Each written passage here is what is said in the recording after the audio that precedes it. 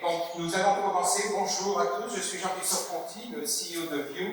Je suis particulièrement content d'être parmi vous aujourd'hui. J'ai la grande chance d'animer un panel d'experts particulièrement unique sur ce marché. Vous allez voir, nous avons vraiment les personnes qui vont pouvoir échanger avec vous des dernières tendances donc du programmatique out of home, et nous sommes bien sûr ravis de les avoir. Je vais les présenter dans une seconde. Juste avant peut-être de démarrer, et donc quelques mots. View est un SSP et un ad exchange sur le programmatique out of home. On opère dans 20 pays. À la fin de l'année, ça sera 22 pays. Les derniers pays que nous avons lancés il y a quelques semaines étant le Portugal, et nous lancerons l'Afrique du Sud dans quelques semaines et la Chine d'ici la fin de l'année. Et donc, après, nous serons à 22 pays, et je pense que l'année prochaine, on a encore 2-3 pays qui sont prévus, plus peut-être de bonnes surprises, on ne sait pas encore. Tout ce que je voulais également vous dire, c'est que View n'est pas simplement une place de marché, View est aussi, en tout cas, souhaite être un thought leader, comme on dit en anglais. Ça veut dire une force qui permet de mieux comprendre les tendances de ce nouveau média, comprendre non seulement les tendances, mais comprendre quels sont les leviers afin que ce média se développe et donc la place qu'il mérite au sein du mix. Et pour cela, on fait beaucoup de choses, mais ce que l'on fait surtout, et ce qui nous réunit aujourd'hui, c'est que l'on investit dans une recherche que l'on appelle State of the Nation. State of the Nation, vous pouvez voir un petit résumé que vous avez sur les chaises ici. C'est donc une étude que l'on conduit dans 6 pays, donc la France bien sûr, mais pas seulement que la France. On conduit aussi cette étude au UK, en Allemagne, en Espagne, en Australie, aux États-Unis. Et c'est une étude durant laquelle on pose un certain nombre de questions quant à l'évolution du média out of home, digital et programmatique, afin de comprendre la façon dont ils l'utilisent, qu'est-ce qu'ils en ressortent, qu'est-ce qui leur convient, quelles sont les choses et les points d'amélioration, car il y en a toujours sur un média qui est encore dans un cycle de croissance forte. Et ce qui est particulièrement intéressant, c'est que c'est une étude que l'on fait déjà en notre 4e édition, donc vous pouvez voir, si vous vous connectez sur notre site View /SOTN pour State of the Nation, vous pouvez voir donc les différents résultats des années passées. Et il y a un certain nombre de tendances qui sont particulièrement intéressantes et qui vont constituer d'une certaine façon la base de notre discussion avec notre panel d'experts. Juste pour qu'on soit à peu près clair là-dessus, vous aurez donc la capacité, à travers le QR code que vous avez sur le petit document en marge, ici, vous aurez donc un certain nombre de grandes métriques sur le marché français, mais vous pouvez aussi accéder au détail. Et ce qui est particulièrement intéressant, et vous vous en rendrez compte, c'est que on voit certaines tendances dans un certain nombre de marchés, mais ce qui était très intéressant et qui méritait d'être cité en France, c'était le fait, et donc je lis, que la France a beaucoup de budgets supplémentaires qui ont été, en tout cas dans la dernière version du rapport, alloués à la publicité extérieure en programmatique. Et ce qui était très très intéressant, c'est que sur 35% donc des personnes qui ont été interrogées et qui viennent, donc je le rappelle, soit de marques, soit d'agences médias, ils ont dit, donc pour 35% d'entre eux, ils ont dit qu'ils réaffectaient des budgets qui étaient d'autres canaux numériques. Alors c'est plutôt une bonne nouvelle quand on est dans le programmatique out of home, ça veut dire qu'il y a un influx donc de nouveaux budgets. Un peu moins une bonne nouvelle quand on est sur les autres médias, ça veut dire qu'il y en a un petit peu moins. Et ce qui était très intéressant, c'est qu'en fonction de ce chiffre-là, il y avait aussi 28% qui provenaient d'autres canaux traditionnels. Donc là, on est sur une migration off-on, qui est très très bien. Et dans 16% des cas, et ce qui n'est pas neutre, c'était des budgets qui étaient spécifiquement créés pour le programmatique out of home. Donc, des chiffres qui sont plutôt flatteurs, des chiffres qui sont flatteurs surtout dans un contexte où le mix média change. Tout le monde parle de l'évolution de la part de marché d'un certain nombre de médias puissants et qui avaient jusqu'à présent une grosse part. Hein. Je suis en train de parler de la télé linéaire. Et c'est particulièrement intéressant de voir comment des médias qui se digitalisent et dont les modes de trading sont de plus en plus automatisés ou programmatiques, comment est-ce qu'ils arrivent donc à tirer leur épingle du jeu. Ce sera bien sûr un des sujets sur lesquels nous allons parler. Et donc, je pense que c'est le moment de vous présenter le panel d'experts que nous avons aujourd'hui avec nous. Donc, je vais les appeler et je vais profiter de les présenter. Ils vont s'asseoir à côté de moi sur la scène. Donc, on démarre avec une personne qui a besoin d'être présentée, Isabelle Schönberger, qui est EVP, donc Executive Vice President Sales, Marketing et Développement chez JC2Co en France. Je pense qu'Isabelle, welcome.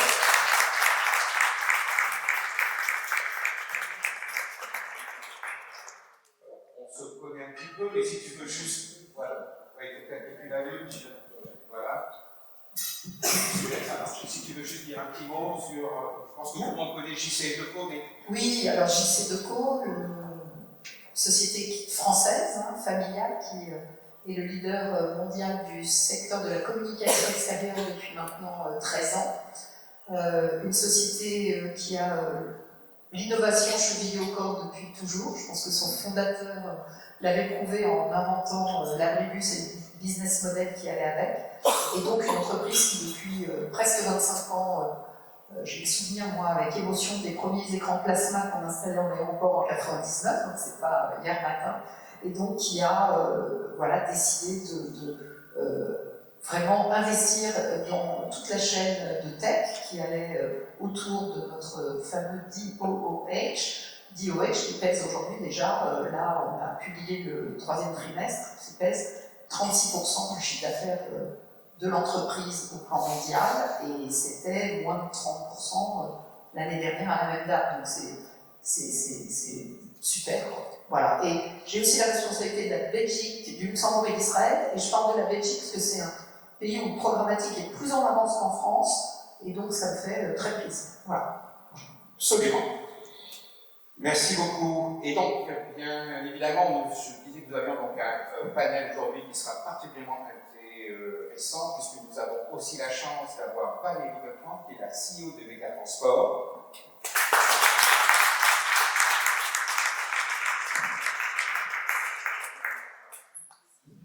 Où tu veux aller, pas de souci. Peut-être Méga Transport en 2 mots pour tout le monde. Bonjour, Média Transport, société française également, régie publicitaire qui s'est spécialisée dans les environnements très complexes mais ô combien puissants des transports publics. Donc si vous êtes venu en métro ce matin, vous nous avez forcément vu. Et c'est une entreprise qui a entamé sa transformation il y a déjà à peu près une dizaine d'années. On a pour objectif de digitaliser fortement notre inventaire.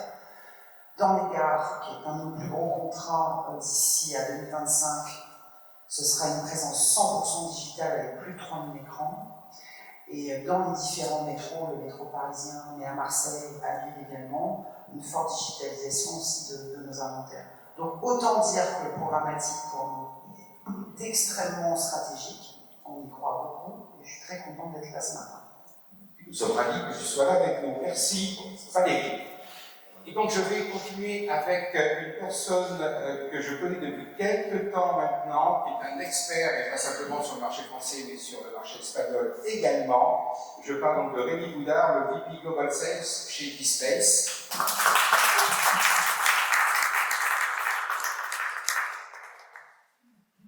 Alors peut-être que tu as eu le micro qui te présente, Rémi, j'ai l'impression. Bonjour à tous. Alors déjà, remerciez-vous pour l'invitation. Donc, pour vous présenter rapidement Displace. Donc, Displace, nous sommes une plateforme d'achat programmatique. Disons que c'est un petit peu le pendant de View, mais sur la partie website. Donc, nous travaillons majoritairement avec les acheteurs, que ce soit des agences traditionnelles, digitales, des annonceurs en direct. Nous sommes présents sur plusieurs marchés. Historiquement, nous sommes une boîte française basée à Bordeaux. Nous allons fêter nos 10 ans l'année prochaine, donc ça fait pas le temps qu'on est sur le marché, même si on a une croissance assez importante depuis quelques années déjà. Et comme disait Jean-Christophe, donc mon scope est global. Je suis VP Sales, donc je m'occupe des new business et des sales au niveau global. Nous arrivons comme Dieu sur de différents marchés, donc j'espère pouvoir vous partager aussi mon expérience, pas simplement en France, mais sur des marchés un peu plus matures. Super, merci Rémi. Et donc pour compléter ce panel, donc nous avons bien sûr donc, des médias honneurs, nous avons un DSP et nous pensons assez naturellement, et pour le compléter, il nous fallait donc une personne du côté agence. Et donc nous avons la chance aujourd'hui d'avoir Thomas Allemand avec nous, qui est Senior Adtech et Supply Directeur chez Jellyfish.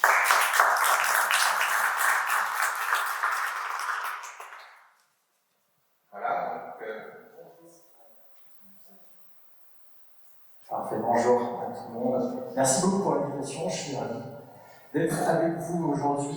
Peut-être pour donner un petit peu de contexte sur ma présence, moi j'ai le plaisir de diriger le sujet d'innovation média chez Jellyfish. On fait partie évidemment le sujet DOH. Je travaille également sur le sujet de digitalisation de la pub télé, de la digitalisation des sujets audio. Pour les gens qui ne connaîtraient pas Jellyfish, on est une agence digitale et on intervient sur tout le spectre du marketing digital. Donc ça va être des sujets médias, du paid search, du paid social, du programmatique évidemment, mais également des sujets data, des sujets CRM, des sujets PR. On est plus de 300 experts du digital en France, plus de 2000 au niveau global, et on accompagne de grandes marques, Netflix, Uber, Google au niveau global, ou au niveau local, des marques comme Carrefour, Orange, Leroy Merlin et beaucoup d'autres. Et pour nous, le DOH qui se programmatise, c'est une très belle opportunité, puisque finalement, grâce à la programmatisation, on va en parler je pense beaucoup ce matin, on peut injecter de la donnée, on peut injecter de l'intelligence. C'est ce qu'on a l'habitude de faire depuis plus de 15 ans chez Jellyfish, c'est vraiment notre ADN. Donc c'est finalement un nouveau device, un nouveau terrain de jeu sur lequel s'exprimer pour créer de l'efficacité pour nos clients. Super, bravo. Merci Thomas. Donc, juste un petit peu de housekeeping, comme disent les Anglais. Nous allons donc rentrer dans une phase de panel, il y aura des questions et chacun de nos panélistes donc, va apporter son point de vue.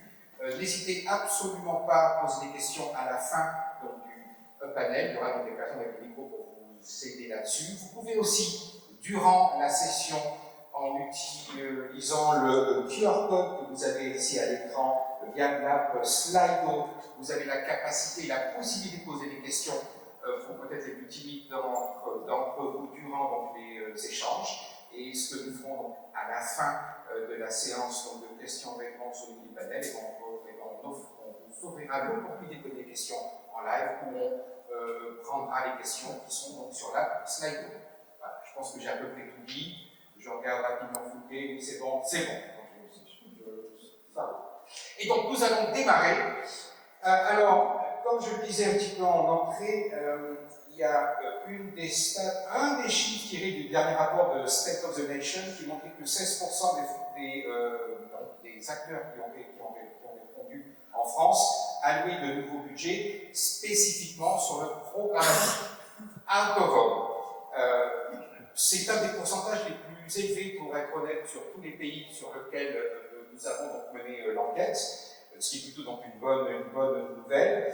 Et en fait, c'est une double question pour nos panélistes. La première partie de la question, c'est quelles sont vos réflexions sur les facteurs qui encouragent donc cet investissement qui semble être un petit peu fort, en tout cas plus fort en France que dans d'autres pays. Mais surtout, est-ce que c'est ce que vous voyez à votre niveau? Donc, peut-être côté agence, on va partir de la chaîne, ce sont les annonceurs d'une problématique par vos agences et tout ça. Donc, de ton côté, Thomas.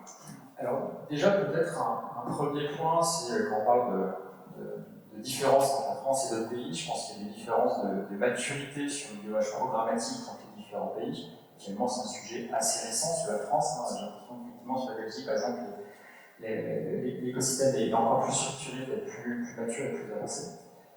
Sur la pertinence du DOH programmatique, il faut dire ce qui est, c'est quand même une proposition de valeur qui est très alléchante pour les annonceurs. La capacité déjà à reprendre le contrôle sur les stratégies d'achat, c'est essentiel quand on est côté achat, côté annonceur, de pouvoir vraiment contrôler ses achats. Également la capacité à faire de l'hyper-personnalisation, une flexibilité absolument totale sur les achats, la capacité à injecter beaucoup de ciblage pour être très précis dans ces achats-là. Bref, c'est extrêmement positif de pouvoir travailler en programmatique et ça amène finalement des annonceurs qui jusqu'à présent peut-être ne pouvaient pas forcément accéder à l'OH, au DOH, parce qu'il y a des barrières à l'entrée potentiellement budgétaires ou de flexibilité qui vont pouvoir commencer à venir travailler sur ce média-là. Ça va créer des budgets incrémentaux. Mais même pour des grandes marques, ça va être l'occasion de soutenir des fois des produits un peu moins importants ou avec plus de flexibilité. Donc nous, ce qu'on a vu, c'est, on travaille sur le DOH proactif depuis 2021. Ce qu'on a vu, c'est finalement au début beaucoup de curiosité et vraiment des tests de la part de gros annonceurs extrêmement conséquents. On parle de tests avec des montants vraiment assez significatifs pour capitaliser un peu sur ce nouvel écosystème-là. Et c'était plutôt sur l'année 2022, et en 2023, on voit qu'on a eu une vraie récurrence des campagnes, mais des fois sur des montants peut-être un tout petit peu moins importants, mais avec beaucoup plus de campagnes. Donc c'est-à-dire que c'est quelque chose qui commence à se généraliser, et on a eu une augmentation du nombre de campagnes sur un 2023 par rapport à 2022 de 30%, donc c'est quand même assez significatif, ça se pérennise. Ça s'est pas fait tout seul, on a une task force qu'on a constituée sur les sujets de DOH programmatique chez Jellyfish depuis 2021, ça fait maintenant plus de 2 ans, qui va réunir des équipes conseils, traders, des équipes en charge des relations avec les éditeurs, avec le call, les transports et tous les autres, des équipes data, etc. également pour s'assurer qu'on travaille vraiment, qu'on fasse travailler la fonction média, data et créer ensemble pour le bénéfice de nos clients. Et on a été, aussi bien accompagné depuis Displace, depuis tous les débuts, justement pour nous acculturer à ce média-là qui a sa spécificité, qui est nouveau pour nous, qui était nouveau pour nous, et ce qui nous permet aujourd'hui de pouvoir vraiment comprendre comment il fonctionne et d'apporter notre expertise sur les sujets de data, sur les sujets de mesure pour créer l'efficacité pour nos clients. Super, merci. Alors, si j'ai dans le super chaîne, on va donc on va donc poser la question au DSP dans Cringe. Est-ce que toi tu vois cette même tendance? Est-ce que ce chiffre te surprend ou pas? Déjà, merci pour la promotion pour Displace. Donc nous, on voit exactement ça justement, donc, surtout depuis 2022 et l'été 2023, donc une croissance assez importante pour nous en termes de chiffre d'affaires. Déjà, sachant que Displace, nous sommes spécialistes du DOH, on va dire que c'est notre cœur de métier, c'est dans notre ADN, même si on fait du digital, juste du DOH à côté. Donc sur la partie programmation francophone, il y a une vraie croissance depuis 2 ans maintenant, et on attend qu'en France, justement, à partir de cette année et surtout l'année prochaine et la suivante, il y a vraiment, on va dire, un tipping point. Sachant que moi, sincèrement, quand je vois le chiffre et quand tu commences à dire, je sais que la France est soi-disant un des marchés, on va dire, les plus dynamiques et plus matures, j'ai un petit doute par rapport à ça. Là où je me suis fait un petit peu mon screening de différents marchés en Europe et au-delà, je pense qu'il y a quand même encore pas mal de choses à faire. La première question à se poser, par exemple, c'est déjà d'où viennent ces budgets en fait. Donc on voit 2 typologies, on voit des budgets nouveaux, comme tu le disais en introduction, qui viennent des agences, on va dire, surtout digitales, ou alors d'annonceurs internationaux, qui se focalisent simplement sur la partie programmatique, juste pour une question d'efficacité ou pour découvrir un nouveau média. Donc finalement, on est encore un petit peu au niveau de la découverte, donc ça pourrait être d'autant plus grand en termes d'opportunités. Et sur le gré à gré, quand même, on voit quelque chose qui tarde un peu plus à se mettre en place, on va dire, sur l'automatisation justement de ces budgets plus traditionnels. Donc je pense que là, c'est la grosse opportunité justement d'avoir ce shift des budgets qu'on a, on va dire, plus pour le branding ou pour la réservation d'espace, qui continue quand même de se faire majoritairement en direct. Donc à un moment donné, j'espère bien, moi qui suis nativement programmatique, que tout ça justement passe sur un flux programmatique, parce qu'au final, c'est juste une question d'efficacité et d'automatisation. Non, très clair, je suis assez d'accord. Alors, je suis aussi d'accord avec toi que c'est un chiffre peut-être flatteur, mais il est peut-être vrai aussi que la France n'est pas forcément dans le même cycle, elle n'est pas au même stade, et il y a aussi une partie catch-up. Si jamais tu donnes mon avis, je pense qu'il y a aussi un peu de ça. Et bon, je pense qu'il est bien quand même de monter quand la France aussi avance, il y a des chiffres un peu plus gros que ses voisins. Si on parle de voisins, ça va être toi qui nous as observé, donc tu ne t'occupes pas uniquement de la France, mais d'autres pays. Est-ce que tu as une petite lecture et surtout une façon de répondre un petit peu à la question? Oui, oui, si on dézoome un peu effectivement et qu'on sort de l'écosystème français, effectivement, on voit qu'on a devant nous, en tout cas moi par exemple chez JCDecaux, j'ai devant moi l'Allemagne, l'Australie, le UK, les US, et j'ai vraiment envie voilà, que la France très vite catch up avec ces pays-là.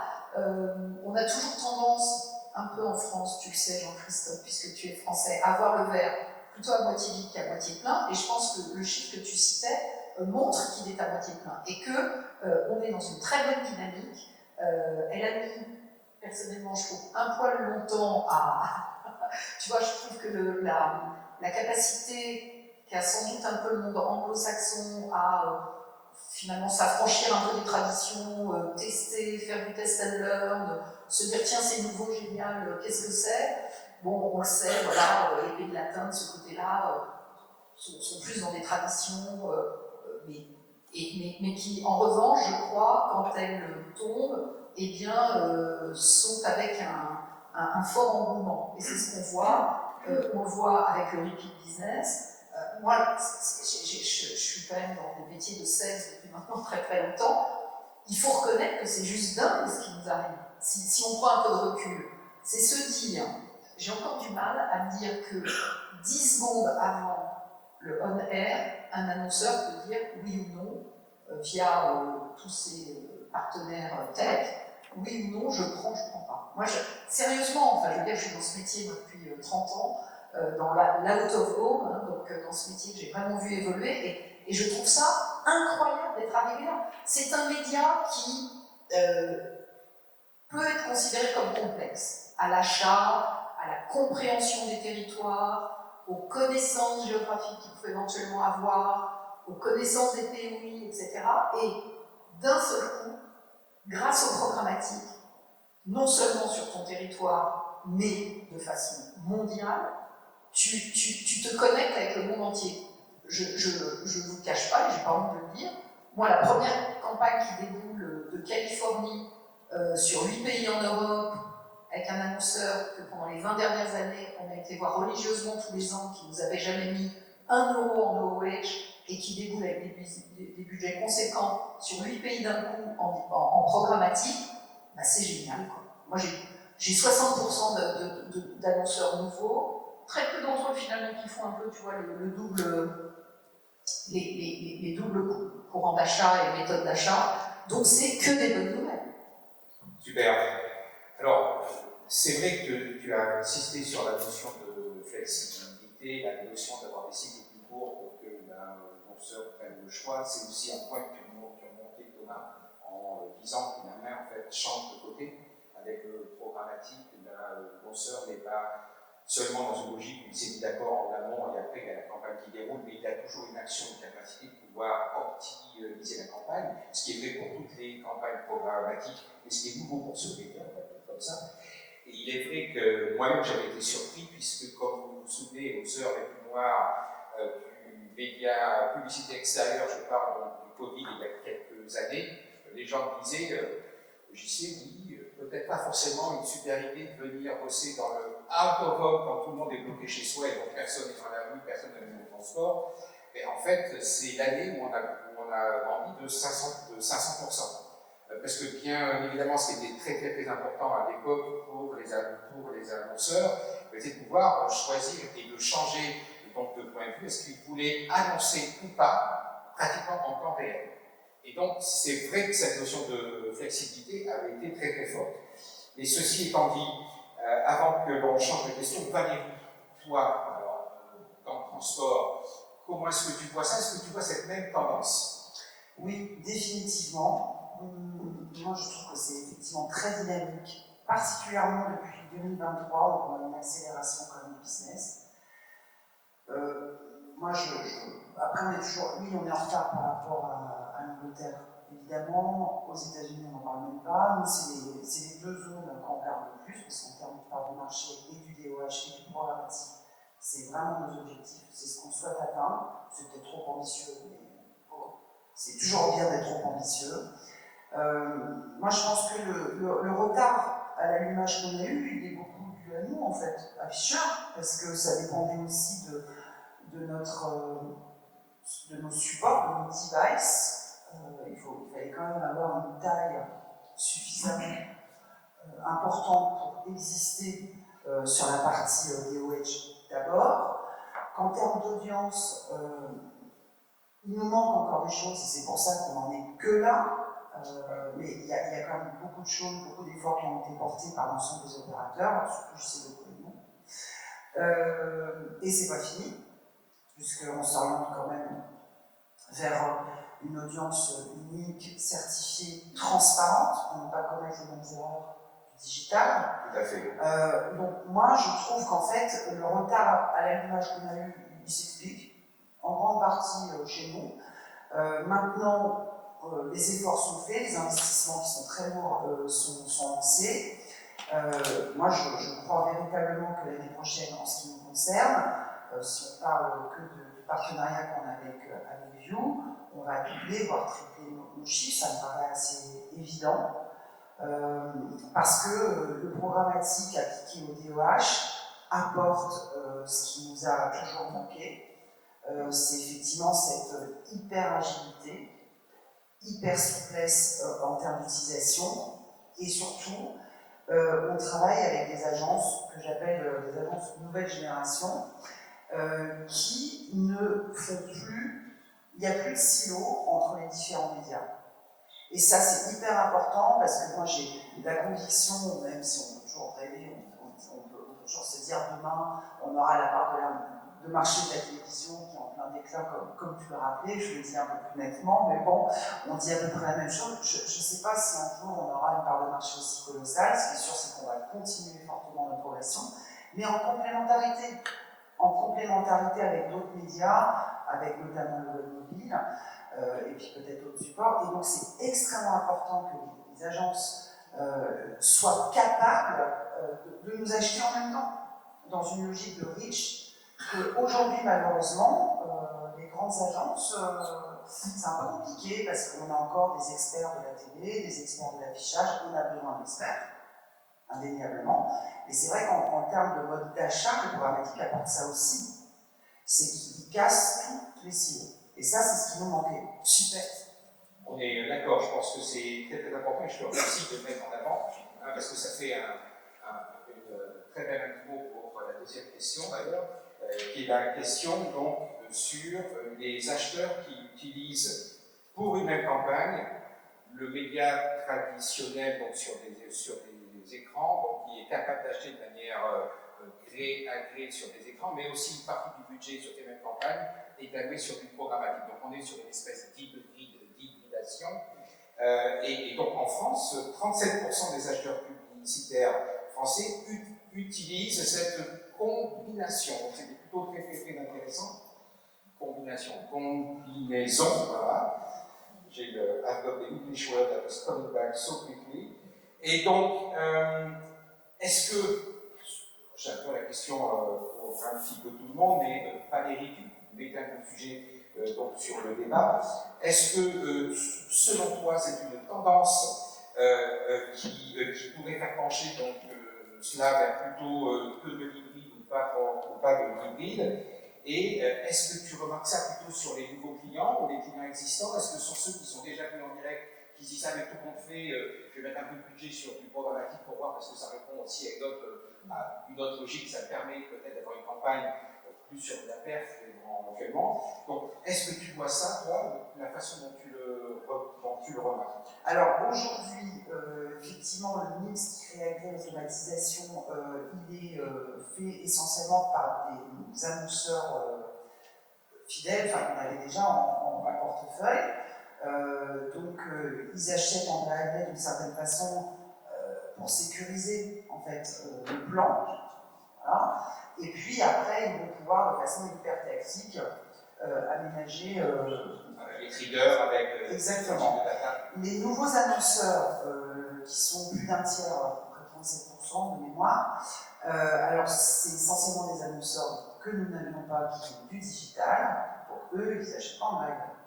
Donc la tendance, moi je suis pour la souplesse, donc pour l'instant, chacun y trouve, je dirais, son intérêt, pour que ça dure, comme dit l'autre. Moi, je pense que si on avance, et c'est un de nos objectifs, tu le sais, vers du programmatique garanti, bah, peut-être qu'on aura de moins en moins. Voilà, Je pense. non, très clair. Alors, toi, de ton côté, Isabelle, qu'est-ce que tu en penses de cette tendance? Est-ce qu'il faut les opposer? Surtout pas. Moi, je crois pas, parce que ce qui compte, et je le disais tout à l'heure, chaque média doit améliorer constamment les propositions de valeur en matière de canaux d'achat qu'il offre à ses annonceurs. Que les annonceurs soient hyper régionaux, tu vois, pour nous, au sud de Périgueux ou de Valenciennes, nationaux, voire internationaux. Donc, toute l'idée, c'est vraiment cette automatisation, simplification que le programmatique apporte. Mais quand tu parles finalement de ces annonceurs qui font du gré à gré et puis qui rajoutent une brique programmatique, je trouve que ça incarne bien ce qu'est notre média depuis toujours. Ça a toujours été, la communication extérieure, un très gros média de branding, très gros média de branding, pas une voiture dans le monde qui peut se lancer sans OH, pas un parfum qui peut se lancer sans OH, très fort en matière d'accélération, en matière de notoriété et de désirabilité pour les marques. Donc, vraiment, tout le haut de fenêtre là-dessus, je crois que depuis l'Antiquité, Oui, c'est la bonne question. Il suffit d'aller un peu se balader où il y a quelques ruines, genre Pompéi ou l'Égypte, pour voir que déjà le média existait. Et puis cette activation qu'on faisait, mais qu'on faisait pas dans le sens où le digital le fait, mais on sait qu'on est un très puissant média d'activation, sinon on n'aurait pas depuis 70 ans les portes ouvertes de nos amis, tu vois, automobiles ou tous les grands temps forts des grands magasins du retail, etc. Et donc, ce call to action qu'on a vu augmenter nous, sur les 15 dernières années sur le média classique, le drive to, bien sûr, drive to store, drive to app, drive to web, d'un seul coup, le canal programmatique, il te permet de rentrer dans une granularité, une contextualisation sur ton bas de fenêtre qu'on pouvait, et vraiment Valérie l'a dit, tu vois, qu'on ne pouvait pas offrir avant. Donc, pour moi, c'est un peu le meilleur des deux mondes. Ok, très clair. Alors, bon, maintenant je vais parler donc avec les deux amis ici. Donc, Rémi, toi, je pense que tu es d'accord avec ça, ou tu as une autre vision là-dessus? Oui, évidemment. Donc, pour revenir sur ce que disait Valérie, et pour faire une petite parenthèse, déjà se rappeler que le programmatique, c'est pas une stratégie d'achat, c'est un outil en fait. Donc, on va aller dans cette direction du foot programmatique. Bon, idéalement, à un moment donné, on sera capable de faire ce qu'on appelle de l'automatique ou du programmatique warranty, c'est-à-dire d'automatiser vraiment tout jusqu'au gré.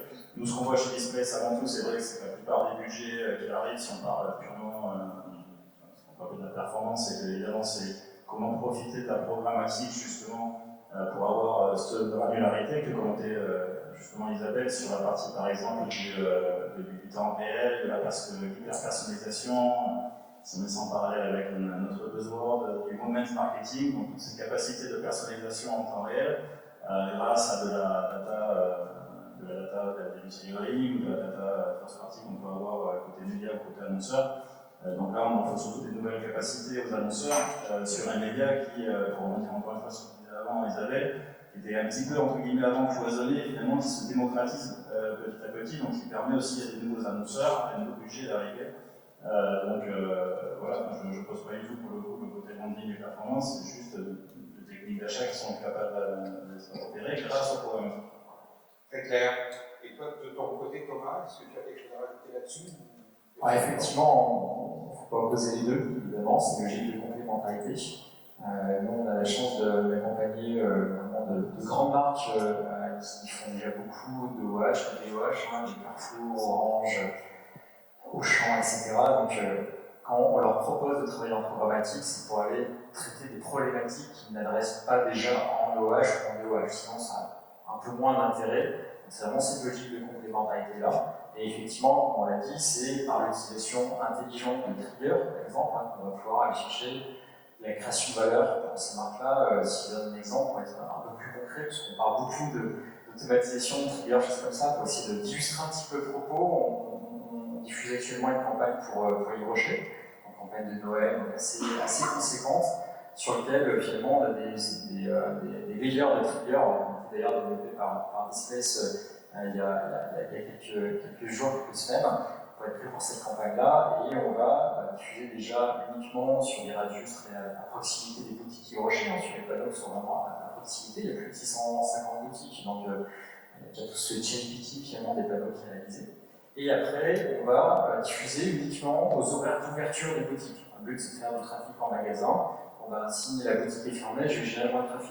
Il faut le traiter sur 650 boutiques, merci l'automatisation et les triggers, sinon ça serait impossible à faire, surtout si en DH classique on était sur plusieurs réseaux d'affichage, ça serait très compliqué. Donc ça on peut le centraliser, le faire très simplement, c'est un petit peu de développement côté Displace, mais c'est quand même des choses assez efficaces. Et on rajoute après derrière des surpressions de diffusion aux horaires de sortie des bureaux, des triggers météo qui font qu'on va réduire la diffusion quand il pleut, en se disant que les gens marchent dans la rue, donc moins regarder les panneaux d'affichage et plutôt diffuser en indoor quand il pleut. Enfin, des choses assez basiques hein, en termes de stratégie média, assez tactiques, j'ai envie de dire, mais qui peuvent créer de l'efficacité incrémentale.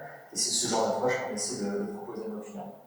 Écoute, merci beaucoup Thomas, parce que je pense en effet que l'exemple que tu prends donne bien le sens de comment est-ce que la combinaison des deux peut être d'autant plus efficace et booster donc des retours sur investissement pour la main dont tu parles. Je voudrais rajouter quelque chose en entendant Thomas. Ce qui est dingue, c'est que ça nous ouvre aussi, en termes de typologie de campagne, le programmatique ouvre pour la communication extérieure de nouvelles fonctionnalités qui n'étaient jamais utilisées par les annonceurs.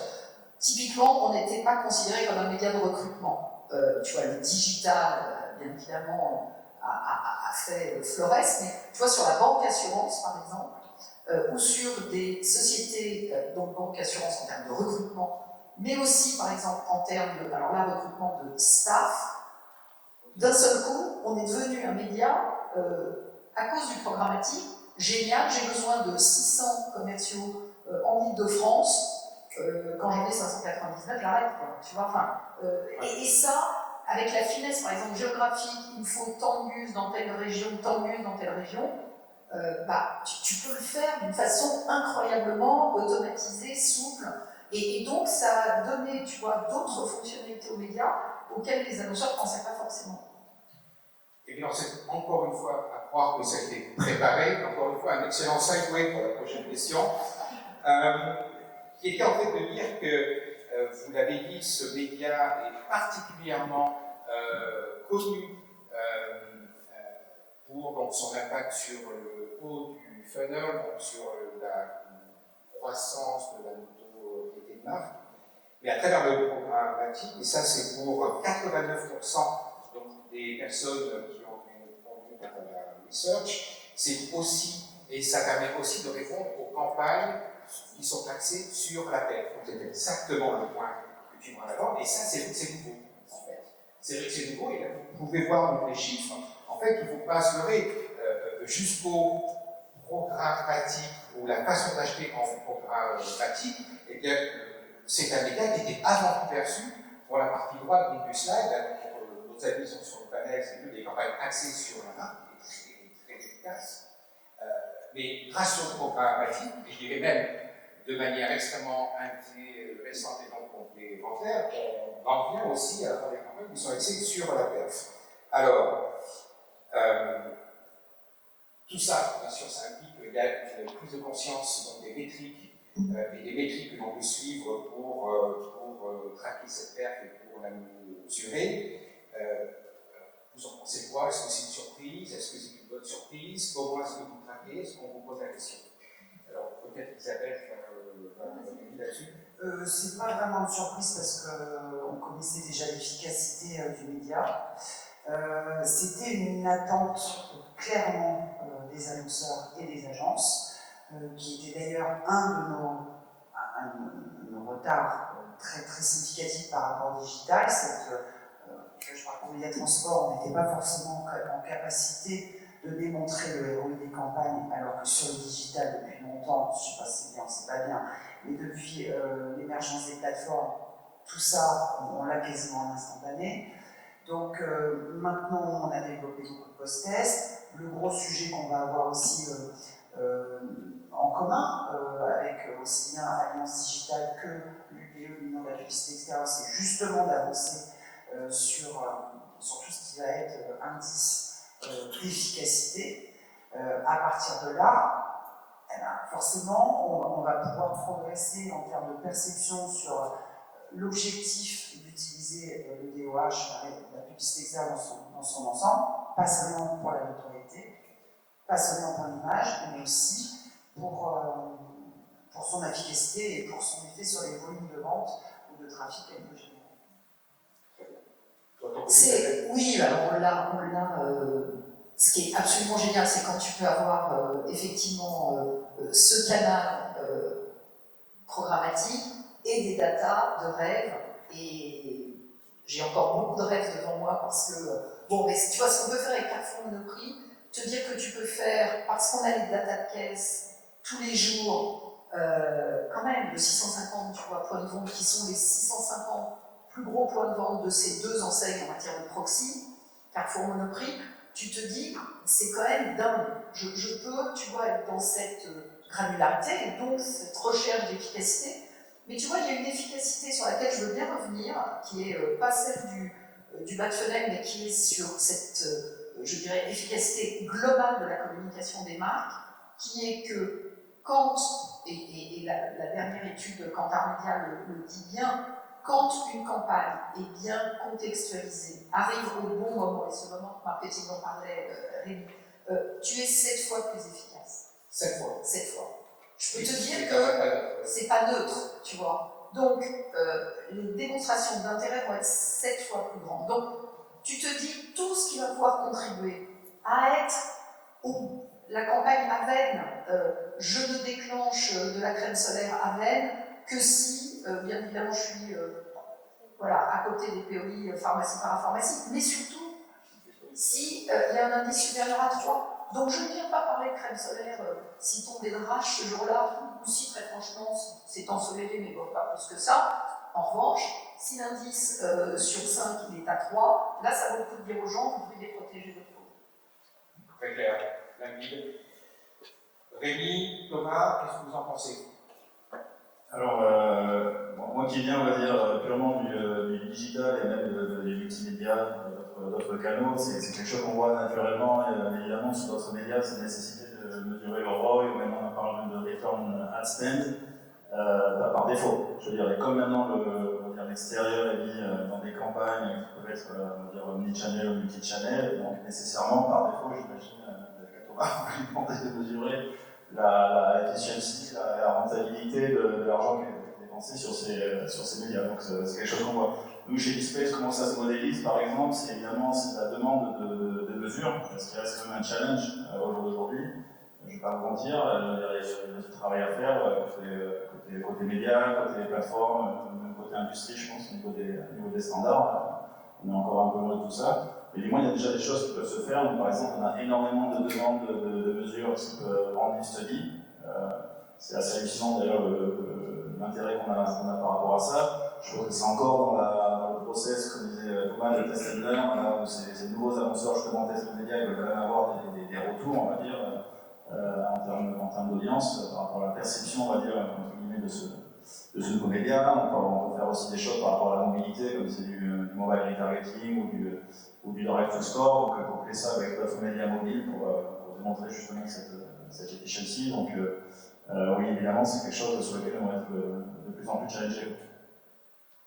Et toi, Thomas? Peut-être pour finir, tout a déjà été dit, je suis extrêmement d'accord avec tous ces propos.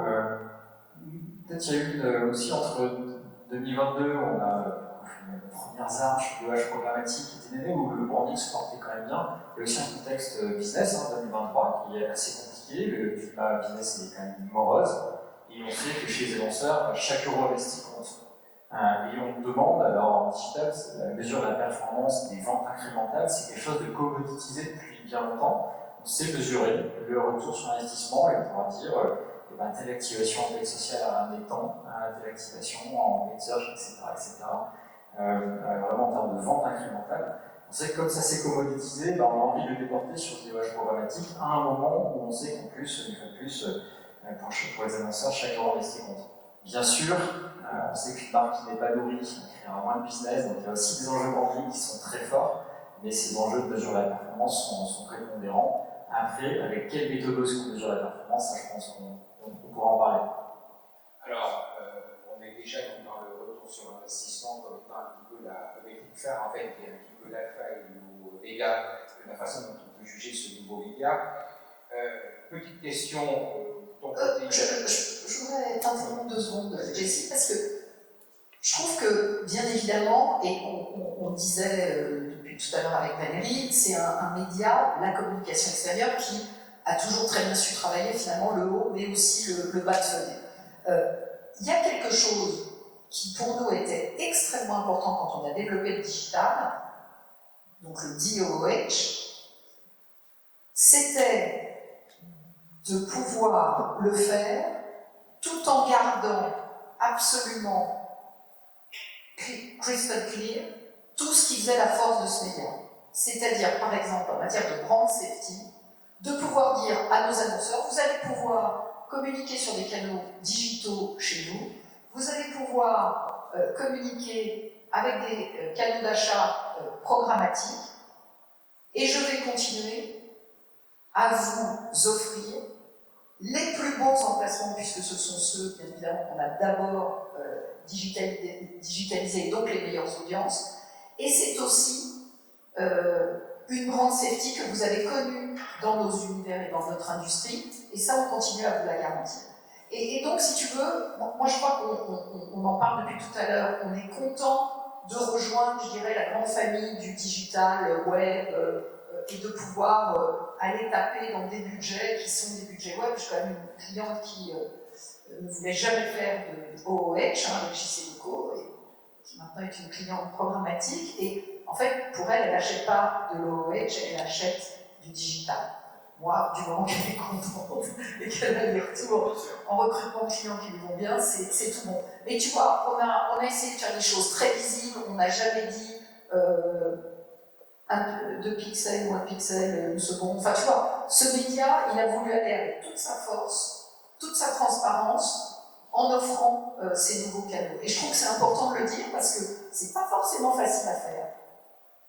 Et on s'y est beaucoup employé. Tu veux que je te prenne? Ouais, parce que j'ai un challenge micro. Ok. Est-ce que vous m'entendez bien? Oui. Voilà.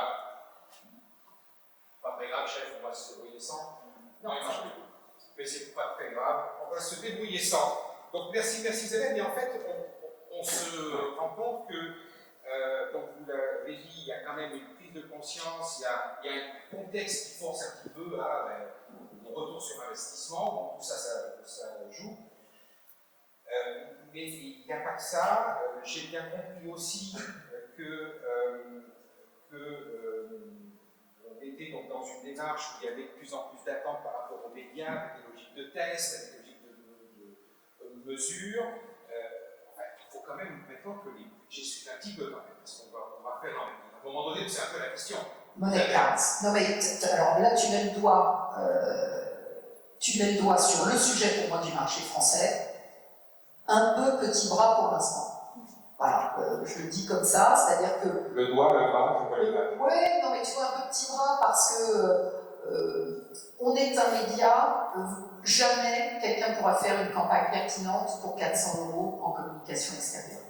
Quel que soit le canal d'achat, ça ne fonctionne pas, je vous le dis, et c'est pas la peine d'essayer. Donc, sauf pour vraiment souhaiter l'anniversaire de votre épouse sur un seul écran. Sur un seul écran, sortie de passerelle. Le jour J. Voilà, le jour J à la sortie de l'avion, ce qui est techniquement possible, et dans sa langue préférée. Mais franchement, on est un média qui nécessite des budgets, et encore une fois, nous on a 15 000 annonceurs en France, mon plus petit client il met 905 € et le plus gros beaucoup. Mais je pense que là, même en test and learn, on a été un peu petit bras, et ce qui du coup peut créer parfois un peu un petit peu de déception, et je pense qu'il faut qu'on travaille collectivement, et là c'est toute la chaîne, chez l'annonceur, dans les agences digitales, bien évidemment dans les DSP, pour expliquer. Là il y a un énorme travail vraiment dans lequel on est,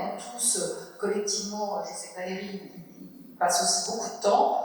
On a, nous, fait grandir l'équipe aussi bien en sales et en marketing parce qu'il faut aller expliquer notre média, mieux l'expliquer, pour aller déclencher des budgets qui voilà, seront en bonne cohérence avec ce que l'annonceur souhaite faire. Donc bien sûr, je pense que vous avez tous envie de faire grandir le budget, de la même façon. Qu'est-ce que vous pensez, on peut faire quoi? Parce qu'il y a aussi peut-être aussi la phase où c'est un marché qui, on l'a dit, avec l'image, tout ça, ça va suivre.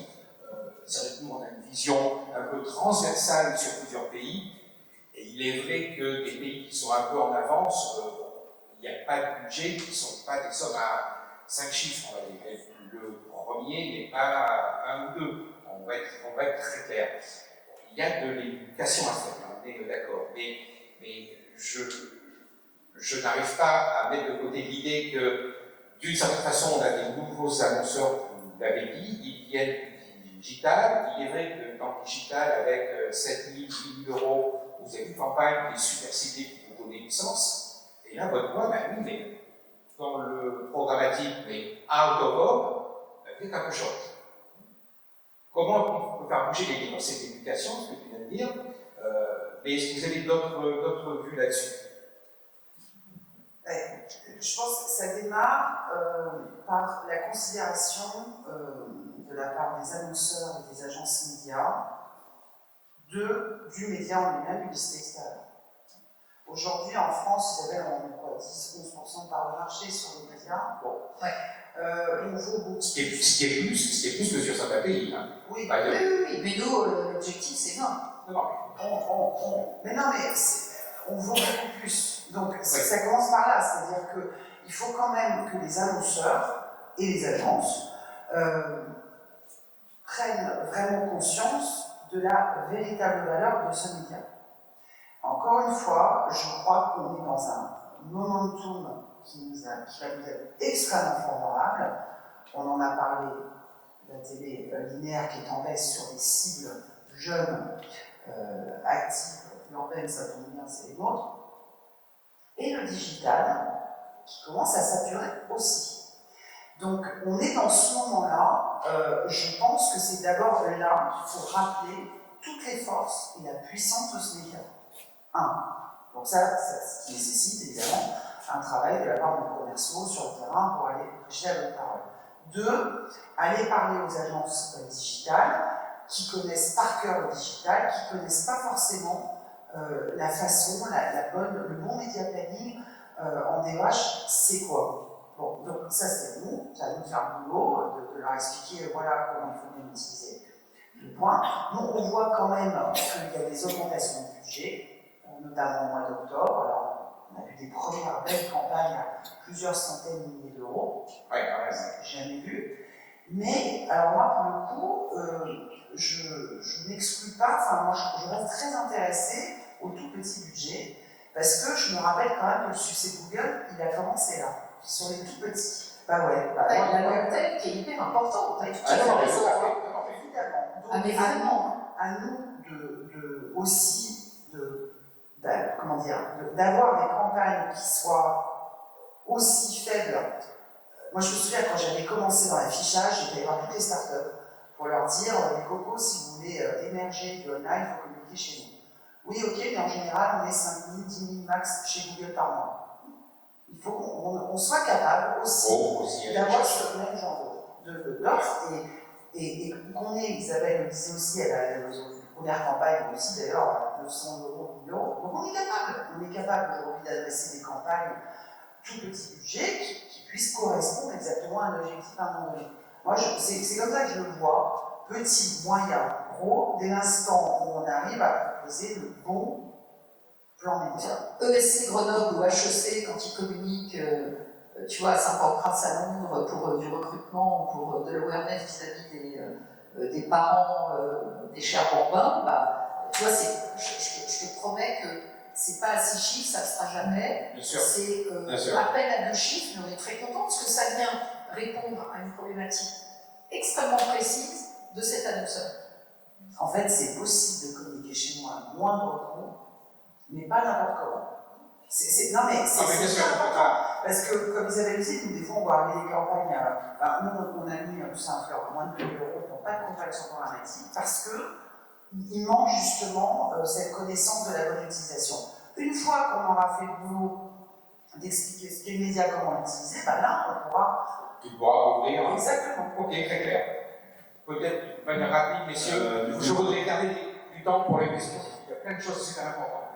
Allez-y. Et moi, ouais, pour rebondir rapidement sur ce que disait Valérie, le media planning, c'est un sujet super intéressant parce qu'on s'est rendu compte chez Dispace en fait, qu'il y a un media planning extérieur et un media planning digital francophone qui est tellement différent. Donc là-dessus, évidemment, sur la partie éducation, déjà nous chez Dispace, alors moi qui encore, ça peut paraître mon cas personnel, qui venait d'autres médias, on va dire plus mature sur la partie digitale et programmatique, on n'avait pas besoin de faire autant d'accompagnement, donc on vient faire énormément d'accompagnement, parce que c'est partie aussi de nos services, et voire même de manage service, là où le programmatique quand même c'est amené à être quelque chose de plus automatisé, de plus safe, quitte à avoir récupéré justement cette longue tail idéalement de tous les annonceurs qui n'étaient pas capables justement d'afficher sur de l'extérieur. Je pense qu'il y a aussi, c'est pas pour ouvrir la boîte de Pandore de pricing, mais je pense qu'il y a une partie de yield aussi sur la partie publisher qui à un moment donné devra se débloquer, parce qu'on reste quand même en programmatique sur une notion de programmatique un petit peu gré à gré, avec des prix qui restent quand même assez figés. Donc je pense que naturellement, à un moment donné, il va y avoir plus de compétition sur cette partie-là côté supplier, ce qui fera justement qu'on arrivera à craquer cela. Pas simplement pour réduire les prix, mais simplement pour qu'il y ait vraiment un prix d'achat pour chaque besoin et aussi pour chaque produit, et différents produits, et de nouveaux produits chez les suppliers. Très clair. Peut-être très rapidement, parce qu'il a été dit effectivement sur la capacité à adresser toute une typologie de budget. Alors nous, c'est vrai, on travaille aussi avec des écoles de commerce, avec des fois des petits budgets, on va faire des journées portes ouvertes, on va acheter que dans la gare de Rennes ou je ne sais quoi, etc. Et je vais dire, pour ce type d'annonceur-là, cette super flexibilité, ça suffit finalement pour que ce soit légitime, même ultra pertinent, même essentiel de passer en dosage programmatique. Pour des plus gros annonceurs, même des très gros annonceurs, tiers 1 on va dire, ça va être des sujets de mesure qui vont être essentiels. Et je pense que c'est là où il y a encore un vrai sujet à faire, et une montée de maturité globale à faire sur le marché, c'est comment est-ce qu'on mesure avec des méthodos qui sont robustes, et ben d'avoir de vrais learning qui soient acceptés, tamponnés par les équipes études chez des gros annonceurs. Je pense que tous les grands FMCG, enfin, toutes ces grandes marques ont des équipes d'études qui vont disséquer les méthodos pour voir si elles acceptent ou non les résultats d'un post-test, d'un brand lift ou de vente incrémentale. C'est là où on doit aller. C'est ces méthodos-là qui doivent démontrer l'efficacité du DOH. On sait le faire, on fait des géolifts, on les co-construit avec nos clients, leurs équipes data, leurs équipes d'études, et derrière on peut vraiment prouver l'efficacité du DOH PROG, et c'est ça qui fait que derrière on va continuer de faire des campagnes, qu'on va les amplifier, qu'on va les rendre plus intelligents, plus efficaces. Ok. Et tout ça en full transparence. Valérie a prononcé le mot tout à l'heure, mais là encore, et c'est vraiment pas pour opposer, mais je trouve que tu es toujours plus fort d'analyser comment des concurrents qui ont été quand même des raptators, tu vois, sur les 20 dernières années avec le digital web, ils ont quand même fait des grosses conneries. Et d'ailleurs, une partie de là où ils sont aujourd'hui sur des sujets de brand safety, d'opacité, non mais il y a le bloqueur d'opacité, de fin des cookies, de tout ça, c'est aussi parce qu'il y a eu je pense, des erreurs stratégiques et des effets collatéraux et pervers de ce qui était fait. Alors toutes les idées au début étaient plutôt de bonne facture. Donc vraiment tout ce sujet de la mesure, nous l'idée c'est vraiment de le faire au niveau le plus possible de l'industrie, le plus possible en collectif, tu vois, avec l'annonceur. Hier il y avait les journées de l'IDECAM, L'Oréal prenait la parole et franchement c'est exactement, c'est-à-dire des choses correctement normées, où on sait exactement sur quel KPI on va être jugé, ça ne change pas tous les 3 matins, tu vois, voilà. Et je pense que la communication extérieure, qui est un grand média mondial, et on a la chance que ce média soit mondial et qu'il puisse aller chercher les bonnes idées aux US, en Chine, au UK, en Allemagne, en France, et ben, je suis extrêmement optimiste sur ce sujet-là. Super. Alors maintenant, je vais avoir 2 ou 3 petites questions, et j'aimerais, si vous voulez, des réponses là, genre éclairs. Okay, c'est ça le concept. 89% des personnes sur le marché français donc, qui ont répondu considèrent le programmatique à l'OVOM comme le principal canal offrant des opportunités innovantes par rapport aux autres canaux. Alors, d'accord, oui. Mais où sont les 11% manquants? Ok, bon, d'accord. Oui, non, mais, et c'est pas le seul pourtant. Oui, c'est pas le seul. Est-ce que vous voulez rappeler rapidement, alors là on va être de manière, peut-être que tu commences par un, puis on voit, parce que on va tout découvrir. Alors, qui veut démarrer pour rappeler quels sont les points innovants pour ceux qui avaient, pourquoi est-ce que 90% des personnes qui ont été contactées répondent dans ce sens, cette notion d'innovation. Ce qui est marrant pour un des plus vieux médias au monde, hein, je pense que c'est ça qui est intéressant. Vas-y, hein. Justement, moi, c'est complètement évident par rapport à tout ce qu'on a dit, là où justement l'extérieur a été démocratisé un petit peu grâce à cause du programmatique, donc l'innovation en épistémologie. J'ai essayé de vous donner trois réponses rapides sur des cas d'innovation. On en a déjà parlé, ça peut être de la DCO, donc on vient sur la notion de content marketing, on va faire de l'hyper-personnalisation grâce au temps réel, plus ou moins réel, justement le programmatique. Pour revenir sur l'histoire du media planning, offrir une nouvelle façon justement de traiter ce type de médias. On a récemment réalisé ce qu'on appelle Insight Explorer, qui permet pratiquement de faire du media planning en fonction de géomarketing et plus forcément d'acheter de l'extérieur, juste sur la notion, on va dire, d'espace, mais plus sur la notion d'audience ou de géomarket. Donc c'est des choses sur lesquelles on travaille par exemple. Ok, très clair. Donc on a du temps réel, on a le marketing, on a des triggers, on a des SEO, en fait, on touche tous les domaines de la publicité digitale. Peut-être un point. Est-ce qu'il y a encore quelque chose qui manque au programmatique à Novum au niveau innovation? Est-ce que vous avez quelque chose en tête qui vous dira rapidement? Je vais faire extrêmement rapidement. Les tuyaux sont tous prêts. Moi, ce qui va me frustrer un tout petit peu en tant qu'acheteur, c'est des fois la diversité des données qui sont disponibles dans ces tuyaux-là. Les inventaires sont disponibles. Maintenant, c'est la data. Parce qu'on attend Rationalisation de la data. Exactement. Ouais, ça, c'est La qualité de la donnée, la diversité de la donnée, comment est-ce que je réponds aux besoins marketing de mes clients. Typiquement, demain, moi, j'ai envie de pouvoir. On sait que la télé, le DOH, le OH, c'est en dehors de la maison. Donc forcément, c'est des médias qui sont structurellement, essentiellement complémentaires. Demain, moi, j'ai envie d'acheter des campagnes de OH complémentaires à des plans télé avec la donnée real-time qui peut m'arriver. C'est une évidence, ça va arriver. Alors, soit les logiques de complémentarité ou guérilla, mais ces méthodes-là, on a envie qu'elles arrivent, ces data-là, on veut qu'elles arrivent. Tu vois, il y a des choses qui existent et qui n'ont pas encore été utilisées de façon innovante, je trouve. Typiquement, tu es en aéroport, tu débarques, le dispositif que tu vois en arrivée, qui te salue et qui te dit bienvenue à Paris, pour un grand magasin, il peut te parler dans ta langue. Bon, en automatique, acheter programmatiquement, c'est quand même le rêve, quoi. C'est un vol coréen Air, le message il est en coréen. C'est sur China Eastern, il va y avoir un message en chinois. Tu vois, et ça, c'est encore incroyablement peu utilisé. Alors que les tuyaux sont là, la data est là, et l'automatisation est là. Très bien, donc la dernière question.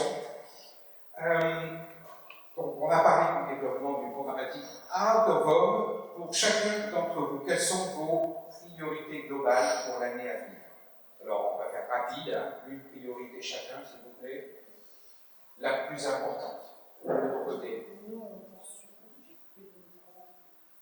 Nous, on poursuit la digitalisation, on est en train de mener une transformation de notre inventaire qui est assez folle, notamment dans les gares. Donc, d'abord, démultiplier nos devices. J'aime bien dire que ce sont des grands téléphones, nos écrans, dans le monde réel. Et accélérer notre présence auprès des agences digitales pour justement développer le programmatique. C'est pas parce que je suis là ce matin, hein, c'est la vraie feuille de route pour nous. Ok, très clair. Moi, bien sûr, mon rêve sur 2024, c'est du coup, c'est d'intégrer du DOH Prog dans toutes nos stratégies médias, ce qu'on est en train de les construire en ce moment. Donc, mais voilà, sur des approches pratiques, etc. Peut-être l'autre trio, ce qu'on aimerait vraiment faire, c'est de vraiment mieux valoriser la créa sur cet écosystème-là. On a encore des approches créatives qui sont assez standards. En fait, on peut tellement jouer avec ce média en termes d'approche créative. On a commencé à faire avec certains clients, on travaille avec des équipes créa enfin, on est ultra rapprochés, on est vraiment dans le même bâtiment et on passe nos journées ensemble, je vais dire, on fait les fonctions data, médias, créa, c'est mon quotidien. Et là, il y a tellement de choses à faire, de contextualisation, pour jouer avec le média. Et ça, effectivement, on a envie de faire des jolis cas là-dessus. Très clair. Eric, de ton côté?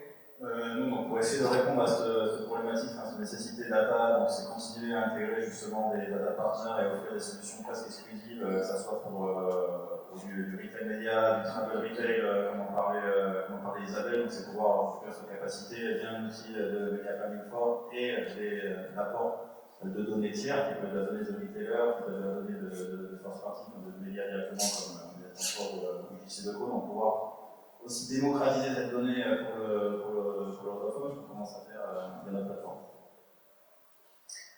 Et pour moi, la data au cœur, avec la DLP lancée avec Displace, la créativité, les DCO, enfin vraiment, c'est un très grand média de créativité, la communication extérieure, et donc il faut que ça se voit aussi via le canal d'achat programmatique.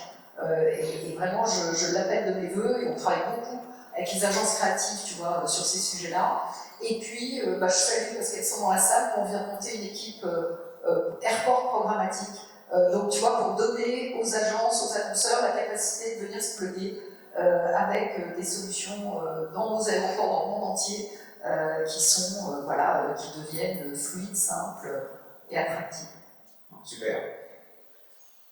Écoutez, donc, bien sûr, on a essayé de couvrir donc, le plus de choses possible. Je pense qu'on a à peu près tout couvert.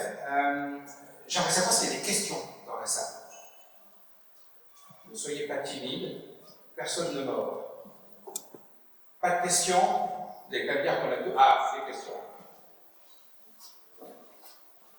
Donc juste votre nom et où est-ce que vous êtes?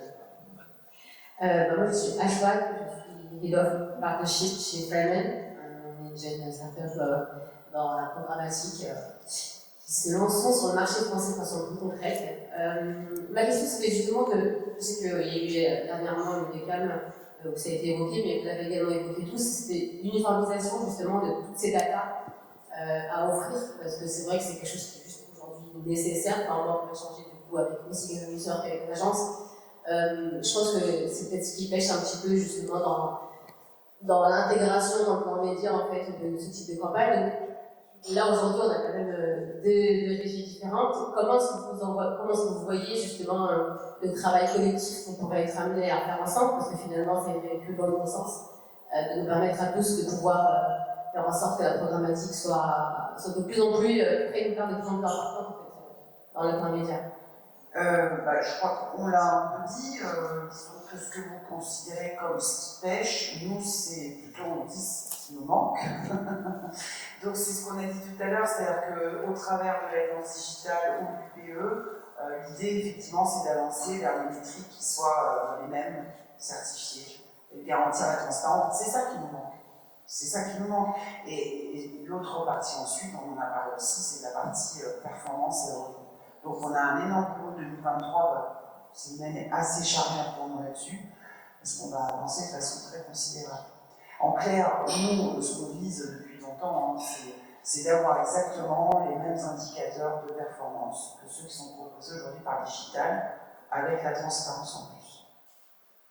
Tout est dit. Grosse ambition, mais ce sont des sociétés solides qui, même si elles sont concurrentes sur le marché, savent franchement très bien travailler ensemble depuis très longtemps sur tout ce qui est réglementation, et je pense que sur les 24 derniers mois, on a montré comment en matière de RSE, on était une filière de la communication extérieure qui, la toute première, a été déposée à l'ADEME, son contrat climat, qui a mis des objectifs en matière de diminution de son empreinte carbone et de son empreinte énergétique avant tous les autres médias, et j'attends encore bien évidemment nos amis du digital sur ce sujet. Sachez, quel que soit votre canal d'achat, que 1 euro investi en OOH, DOOH, c'est 6 fois moins en matière de carbone que quelque chose investi sur le digital web. Voilà. Il faut juste le savoir, c'est un sujet dont on n'a pas du tout parlé ce matin, mais c'est un élément, selon moi, dans les 3 ans qui viennent, essentiel pour tous nos annonceurs, c'est le premier sujet après comment ça se passe le télétravail chez toi, c'est vraiment le premier sujet qui arrive dans la conversation dès qu'on rencontre un annonceur, et et on porte tous, et la filière communication extérieure, elle porte ça. Avoir réussi à se mettre d'accord, des objectifs communs, des enquêtes communes, des triggers communs, je suis certaine qu'on va y arriver sur la partie data. En tout cas, c'est un beau point d'avenir sur comment est-ce qu'on peut continuer à s'assurer que le média grandit. Une autre question peut-être, rapidement? Ah, deux questions. Alors, j'arrive. Donc, ton nom? Bonjour, donc Priscilla Leval, je travaille chez Abeille Assurance. Et c'est plus une question, une surprise. J'ai pris la ligne 4 dernièrement, et donc j'ai vu l'affichage qui avait changé ces énormes écrans digitaux bien en face de la sortie. J'ai trouvé ça hyper impactant. Et du coup, ma question est est-ce que vous avez prévu de généraliser ça sur d'autres lignes? Quel est le plan de développement? Merci pour votre compliment, parce qu'on transmettra, franchement c'est un boulot de dingue, et donc on transmettra à nos équipes patrimoine et ingénieurs. La ligne 4, donc nouvelle ligne automatisée, on a, pour ceux qui ne pratiquent pas la ligne 4, on a donc enlevé toute les publicités d'avant, la publicité papier, pour ne mettre en place que des très beaux écrans 98 pouces en 16/9 format paysage, qui sont effectivement super beaux parce que très bien intégrés. Ça, c'est hyper important, on n'a pas parlé ce matin, mais l'intégration dans un moment où on sature en termes de publicité beaucoup à cause du digital. Personnellement, je n'en peux plus, pourtant je travaille dans la pub. Donc nous, on doit faire très attention aussi à ce que notre publicité dans la rue ou sur les quais de métro dans les gares ne soit pas intrusive, mais comme vous l'avez dit, plutôt impactante. C'est pour ça que ça me touche vraiment ce que vous dites, parce que c'était l'objectif, c'est-à-dire comment on intègre le mieux possible notre pub pour qu'elle ne soit pas vécue comme une intrusion. Oui, on va généraliser ça. En fait, nous, on a deux formats qui vont se développer, qui vont devenir vraiment assez caractéristiques de notre empreinte digitale. Celui que vous voyez le plus souvent chez nous, c'est le format portrait, merci Isabelle, donc avec principalement des 75 pouces, qui se combine d'ailleurs assez bien en 2 mètres carrés de papier, parce que nous, on combine aussi quand même pas mal ces deux supports. Et donc maintenant on a développé un format paysage qui va plus être dans la continuité. Alors c'est très spécifique au métro parisien, puisque le métro parisien, vous savez qu'on a ces 12 mètres carrés sublimes qui sont des formats massifs, certes en papier, mais qui font partie du patrimoine. Donc c'est aussi une façon d'accompagner d'un point de vue créatif sur le parcours du voyageur ce type de format. Donc oui, ça va se généraliser dans le métro. Mais vous avez remarqué aussi que c'est calme, c'est-à-dire qu'il n'y a pas beaucoup d'écrans. Et donc du coup, ils sont beaucoup plus impactants. Et pour tout vous dire, hier, j'étais à la gare Saint-Lazare pour voir nos premiers écrans Vimode qui viennent d'arriver, qui sont sublimes. Gare Saint-Lazare, on va dédensifier énormément. C'est-à-dire qu'on va enlever, pour le coup, 50% de nos écrans. Parce que ce qu'on pensait utile, impactant il y a 10 ans, entre-temps, il y a la conscience environnementale qui a poussé à juste titre, et qui fait que nous-mêmes, on a aussi ce souci d'avoir une présence raisonnée, raisonnable, mais impactante. Merci. Une question? Bonjour, je suis Clara Lebaille, chef de projet média chez Google. Dans un premier temps, je voulais vous dire merci pour ce partage d'expertise que nous tous, très intéressant. Et dans un deuxième temps, du coup, j'avais une question qui est peut-être un peu novice et j'en excuse par avance. Je voulais savoir, est-ce qu'il est possible d'avoir des clauses sectorielles justement sur la programmatique et sur les viewage, parce que pour nous, en tout cas, c'est une grosse problématique. Et voilà, j'avais vraiment besoin d'avoir des certitudes par rapport à ça. Est-ce qu'il est possible d'avoir, je ne sais pas, peut-être un trigger, ou je ne sais pas comment on appelle, pour dire attention, certains concurrents n'avaient pas forcément envie d'avoir avant ou après nous. Oui. Alors, quand je disais tout à l'heure, merci pour votre question, quand je disais tout à l'heure qu'on veut continuer à apporter via le canal d'achat programmatique des éléments extrêmement prisés par nos annonceurs, l'exclusivité sectorielle, par exemple, est quelque chose de très important, ou ce qu'on peut appeler brand safety, mais ça va par exemple pour nos clients du luxe. Plus loin que ça, ils ne souhaitent pas être avant ou après une marque FMCG par exemple. Bon, voilà. Donc, ce qui compte, c'est qu'on puisse leur offrir dans l'environnement acheté programmatiquement les mêmes, parce que finalement on est le média de in real life. Ça va être dans la rue, tout le monde va pouvoir le voir, et si j'ai promis à mon annonceur qu'il ne serait pas après ou avant une marque de restauration rapide, c'est extrêmement facile d'aller le vérifier. Donc on a inclus, et ça c'est vraiment tout ce qui est derrière, et je salue nos informaticiens et les équipes de View qui prennent ça en compte, etc., parce qu'il est essentiel qu'on puisse continuer à proposer l'exclu sectoriel et ce que j'appelle un environnement confortable pour la marque. Très très bonne question. Pas du tout novice en fait, assez clair. Et alors, j'ajouterais juste par rapport à Isabelle, on essaie d'aller plus loin parce qu'on a beaucoup de trios, non. Et donc, Trio, pour t'expliquer. c'est 3 écrans en fait. Bon. Et il y a des endroits dans le métro, surtout dans le métro, où on a vraiment des murs, ce qu'on appelle des digitales. Donc en fait, ce qu'on apprend Bien sûr. maintenant, c'est, ça va paraître fou, hein, mais on y arrive, c'est de gérer, justement, de garantir l'exclusivité sectorielle au niveau du champ de vision. Ça devient très très chaud, hein. Mais c'est possible. Et que l'achat programmatique, bien sûr, par exemple, ne vienne pas détruire quelque chose qui est sublime depuis que le DOOH existe, qui sont ces unités visuelles. Quand vous êtes sur Oxford Street et que vous avez tous les bus shelters qui sont avec le même annonceur, ou quand vous êtes à Charles de Gaulle avec voilà, cette suite visuelle, et ce qu'on trouve aussi dans le métro, ça c'est clé, c'est fondamental pour notre média. Donc il faut qu'on arrive à intégrer les nouveaux canaux d'achat sans venir perturber ce qui fait la très grande force et la très grande visibilité et le très grand impact de ce média. Merci Isabelle. On a le temps juste pour une dernière question qui sera l'heureux ou l'heureuse élue. Personne? Eh bien, c'était la dernière question. Merci beaucoup. Veuillez applaudir